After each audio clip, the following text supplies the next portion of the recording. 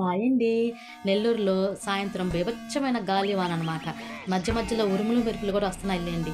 ఈ చల్లటి వాతావరణానికి మాకైతే వేడి వేడిగా ఎగ్ పఫ్ చేసుకొని తినాలనిపించిందండి. అనుకోవటమే తర్వాత స్టార్ట్ చేసినానో లేదో కరెంట్ అయితే గోయిందా గోయిందా. ఇది చేసుకోని ఆత్రంలో మైదా పిండిలో ఎక్కువ వాటర్ ఏసేసాననమాట.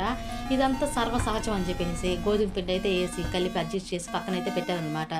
ఈ ఆనియన్స్ అన్నీ కట్ చేస్తా ఉంటే మా పిల్లలు ఈ గ్యాప్‌లో ఆ ఫైట్ కోసం కొట్టుకుంటున్నారండి. వాళ్ళిద్దరిని ఎలాగోలా సర్ది చెప్పి కూర్చోబెట్టి, ఈ స్టఫ్‌కి కావాల్సిన ఆనియన్స్ అన్నిటిని ఫ్రై చేసి పక్కన పెట్టుకున్నాననమాట. ఈ చపాతీ పిండిని అయితే ఒకదాని తర్వాత ఒకటి రుద్ది, ఒకదాని మీద ఒకటేసి కట్ చేసుకొని, ఈ స్టఫ్‌ని, ఎగ్‌ని పెట్టుకునేసరికి పోయిన కరెంటు వచ్చింది, పడిన వర్షం ఆగిపోయిందనమాట.